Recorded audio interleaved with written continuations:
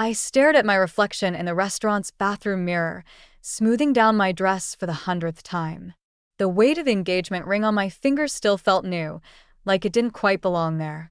Just like I didn't quite belong here, about to have dinner with my future mother-in-law for the first time. My name is Cassidy, but everyone calls me Cass. At 27, I thought I had my life pretty well figured out. Great job at an accounting firm, a wonderful fiancé, and a healthy lifestyle I'd worked hard to maintain. But nothing could have prepared me for Margaret Reynolds. "You look beautiful," Ethan whispered as I returned to our private dining room at LeBlanc.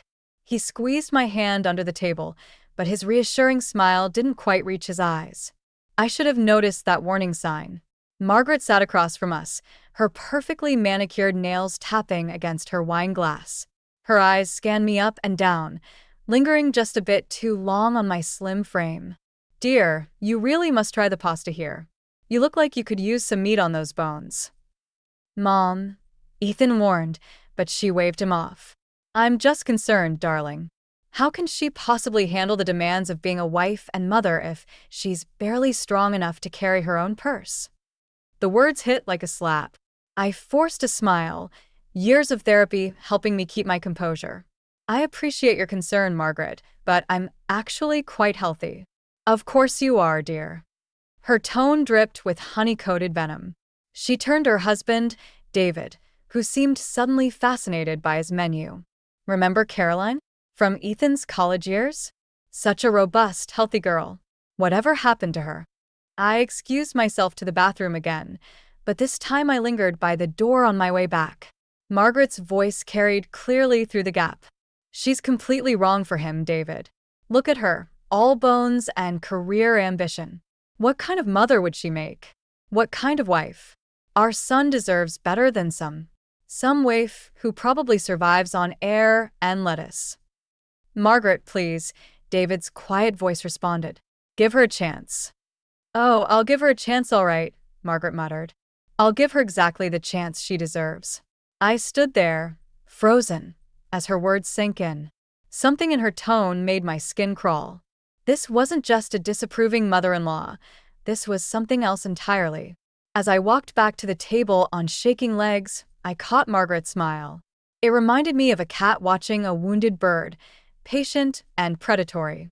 I just didn't realize then that I was the bird. The morning after that disastrous dinner, I found myself sitting in my mother's kitchen, clutching a mug of tea that had long gone cold. Mom always knew when something was wrong.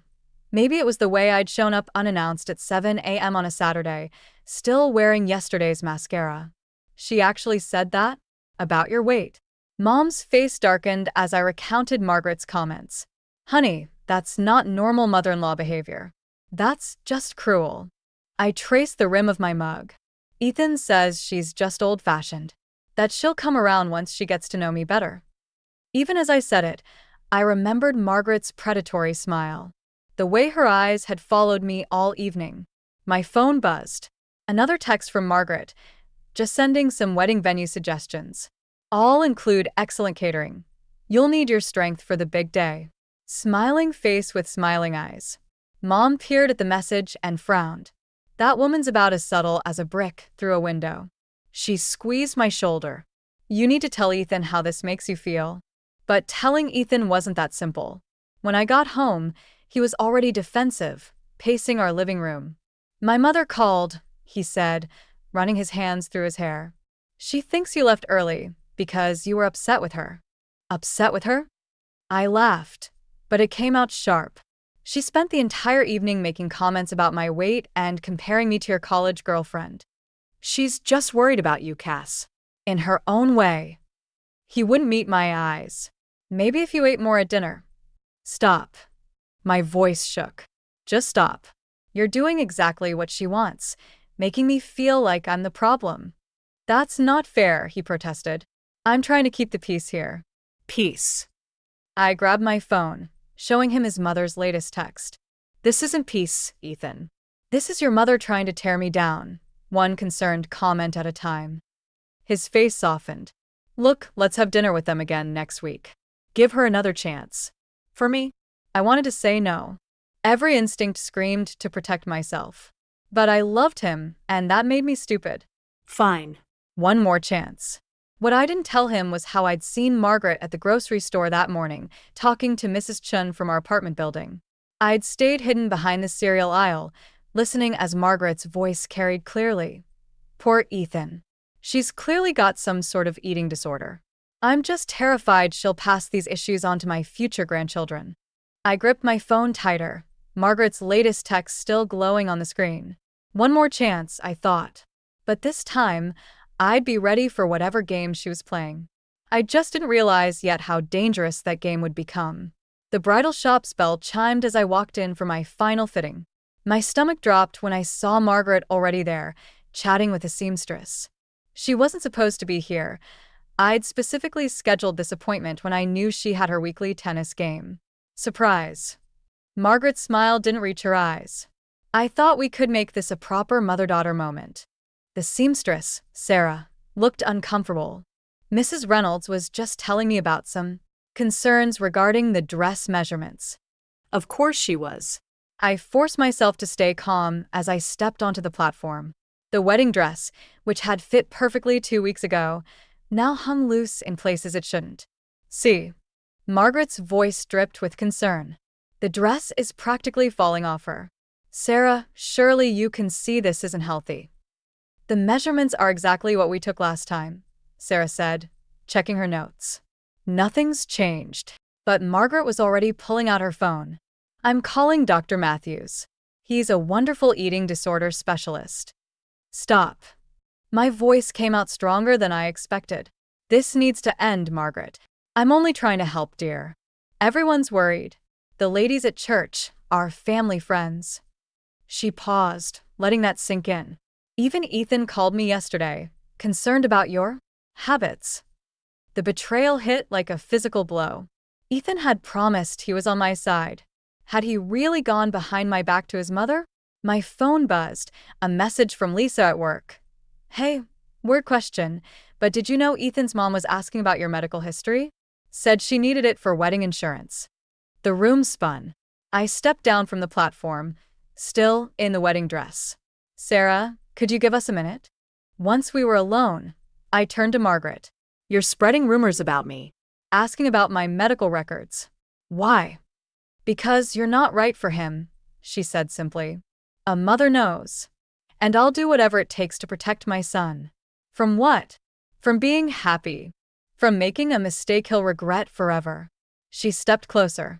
Did you really think someone like you could fit into our family? Look at yourself. You can't even maintain a healthy weight for your wedding day. Something snapped inside me. The dress fits perfectly. The only thing wrong here is you, Margaret. And I'm done letting you poison everything about this wedding. I walked out of the bridal shop still wearing the dress, ignoring Margaret's calls behind me. In my car, I finally let the tears fall.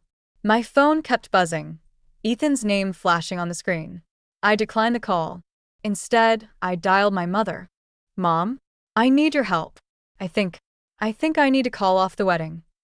What I didn't know then was that Margaret had already set something much worse in motion, something that would make a canceled wedding look like child's play. 3 days after walking out of the bridal shop, I still hadn't spoken to Ethan. My phone was a graveyard of his missed calls and unread messages. I'd moved in with my mom temporarily, telling my boss I needed to work remotely due to family issues. The doorbell rang. I expected Ethan, but found David, my almost father-in-law, standing there instead. Can we talk? He asked quietly. Not as your future-in-law. Just as someone who sees what's happening. We sat in Mom's garden. David looked older somehow, tired in a way I hadn't noticed before. Margaret wasn't always like this, he said, staring at his hands. When Ethan's sister died, I straightened. Ethan doesn't have a sister. Had. David's voice cracked. Sarah. She was 19 when we lost her to anorexia. Margaret. She saw the signs but couldn't save her. That's why she's. He trailed off. The revelation hit me like a thunderbolt. Why didn't Ethan tell me? He was young when it happened. Margaret made us promise never to discuss it. She thinks she's protecting him by controlling everything in his life. David pulled out an envelope. But she's gone too far this time. Inside were printouts of emails, dozens of them. Margaret writing to our wedding vendors, canceling appointments. Margaret contacting my old doctors, trying to access my medical records. Margaret writing to my firm's HR department, expressing concerns about my mental stability. She's trying to destroy my life, I whispered. She's trying to save Ethan the only way she knows how. David stood up. I love my wife, but this has to stop. I thought you should know what you're dealing with. My phone buzzed Ethan again. This time I answered. Cass, please, he started. Mom's just worried. About me ending up like Sarah? The silence was deafening. How? His voice shook. Who told you? It doesn't matter. What matters is you let her do this. You knew why she was attacking me, and you said nothing. I didn't want to lose you both, he whispered. Well, congratulations. You might just get your wish. I hung up as my phone dinged with a new email. It was from my firm's HR department, requesting a meeting about concerns raised regarding my fitness for client interaction. My hands shook as I forwarded the email to my lawyer friend. This wasn't just about a wedding anymore. Margaret wasn't just trying to break us up, she was trying to break me completely. Fine. If she wanted a war, she'd get one. But I had something Sarah never had. The truth about what Margaret Reynolds was capable of. And I intended to use it. After weeks of tense negotiations and forced smiles, the wedding day arrived.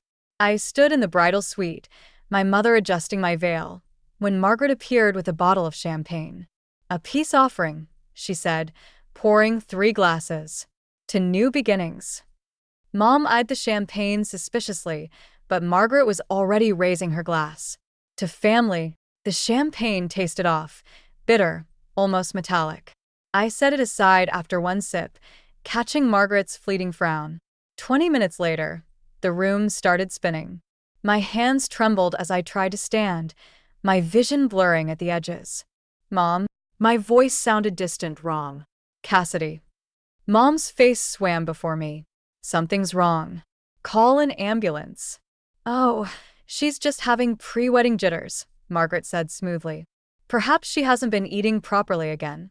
The next thing I knew, I was in the emergency room, the wedding dress replaced by a hospital gown.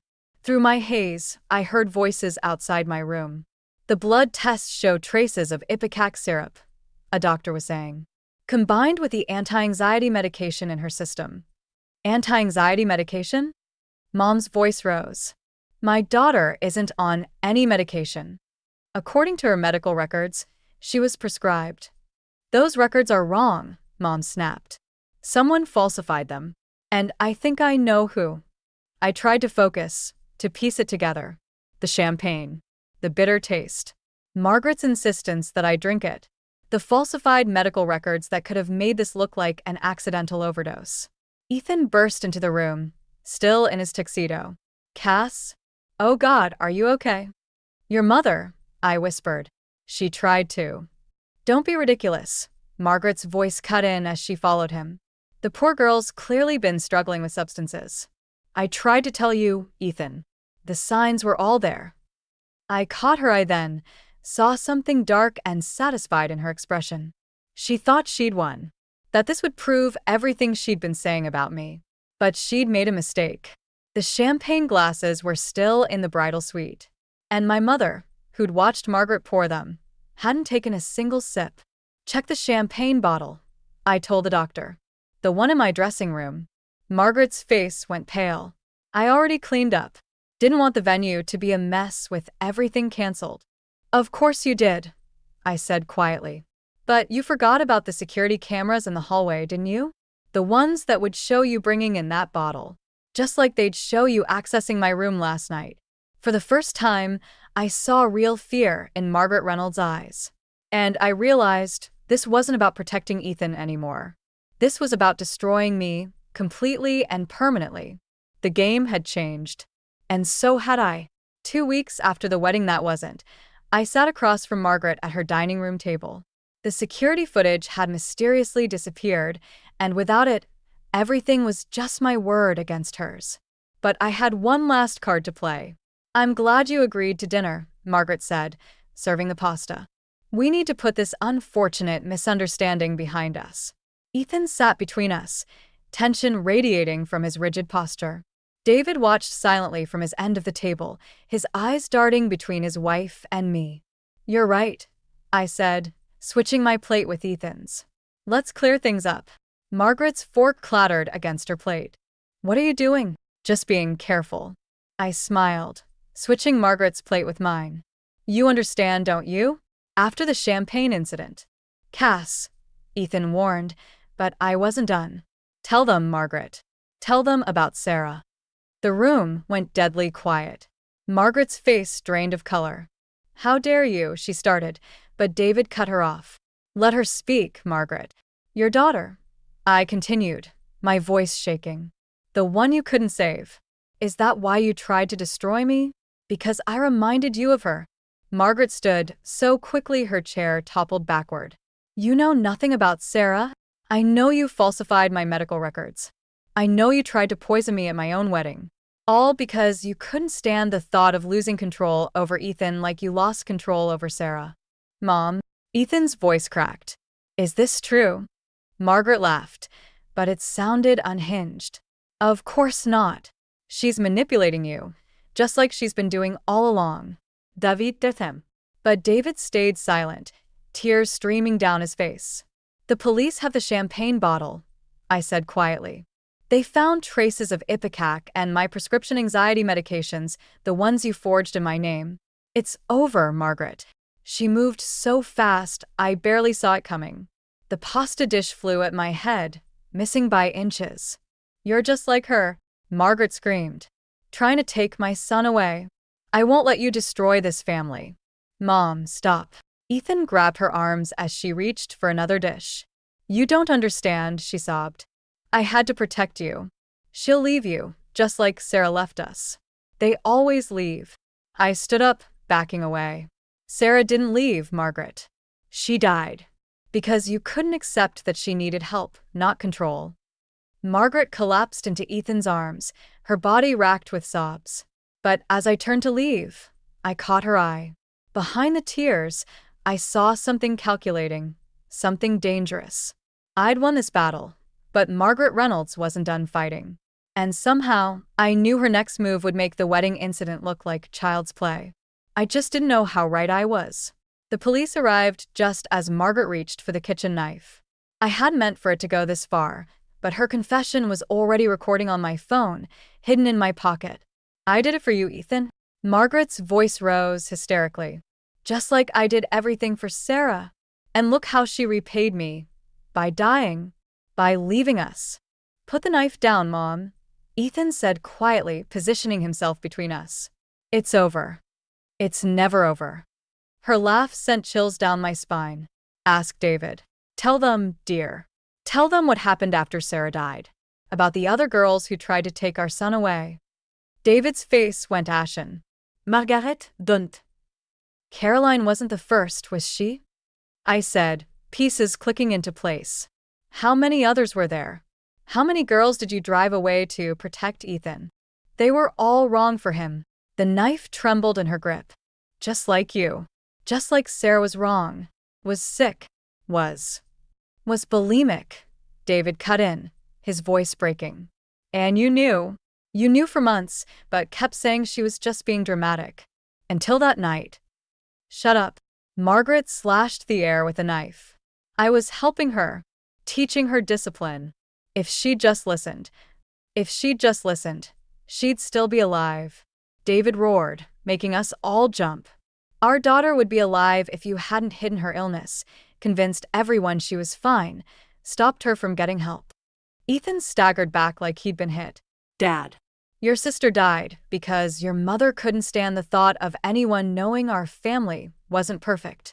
David's words fell like stones in the silence. "And now she's doing it again.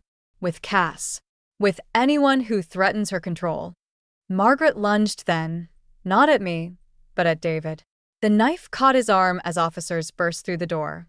In the chaos that followed, I found myself staring at Margaret as they handcuffed her, seeing not a monster, but a broken woman destroyed by her own desperate need for control. "I forgive you," I said softly, surprising myself. Not for me, but for Sarah. Because she never got the chance. Something crumbled in Margaret's face. For a moment, I saw past the manipulation and hatred to the grief she'd never allowed herself to feel. Then her eyes hardened again. You think this is over? She spat as they led her away. This will never be over. He'll always be my son. Ethan took my hand, his face wet with tears. No, Mom. I'm not just your son anymore. I'm Sarah's brother. And Cass's husband, if she'll still have me. In that moment, watching Margaret's face as her last bit of control slipped away, I realized revenge wasn't what I'd wanted after all. Sometimes justice comes not from making someone suffer, but from finally forcing them to face the truth they've been running from all along. 6 months after Margaret's arrest, I stood in Sarah's old bedroom, helping David pack up the last of her things. The room had remained untouched for nearly a decade, a shrine to Margaret's denial. She's starting therapy in prison, David said quietly, handling a worn ballet slipper. The doctors say she's finally talking about Sarah. Ethan appeared in the doorway, holding a dusty photo album. Dad, look what I found. We gathered around the kitchen table, flipping through images of a smiling teenage girl who shared Ethan's eyes. Sarah beamed from every photo, but as the pages turned, her smile grew strained, her face gaunt. The last photo showed her at a family dinner, wearing the same forced smile I'd worn at my first meal with Margaret. I have something for you, David said, sliding an envelope across the table. Inside was a letter, written in Margaret's precise handwriting. You don't have to read it, Ethan said quickly. But I did. I had to. Dear Cassidy, it began. I see her in every photo now. The signs I refused to acknowledge. The pain I dismissed. When I looked at you, I saw Sarah, not as she was, but as I feared her to be. A threat to my perfect family.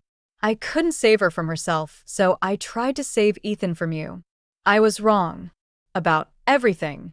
I don't expect forgiveness, but I hope someday you'll understand that I was fighting my own ghosts, not you. I folded the letter carefully. Will you visit her? Ethan squeezed my hand. We're taking it slow. Monthly visits, with her therapist present. Dad thinks. He thinks she's finally ready to face what happened. And us. I asked the question that had haunted me since that night. We're getting married next month, he smiled. Small ceremony, just family. Real family, the kind that heals instead of hurts. Later that night, as we drove home, I noticed a small box in my purse. Inside was a delicate silver bracelet with a butterfly charm. A note in David's handwriting read, it was Sarah's. She always said butterflies reminded her that change is possible, even when it seems impossible. Welcome to the family, Cassidy. I fastened the bracelet around my wrist, thinking about Margaret, about Sarah, about the thin line between protection and destruction, about how healing sometimes means letting go of the revenge we thought we wanted. The butterfly charm caught the light, throwing tiny rainbows across the dashboard. Somewhere in a prison therapy room, Margaret was finally facing her demons. In Sarah's old room, David was learning to remember his daughter, without guilt. And here, beside me, Ethan was choosing love over fear. Sometimes the happy ending isn't about winning or losing. Sometimes it's about breaking cycles, facing truths, and finding the strength to begin again. Even if that beginning comes with a few scars.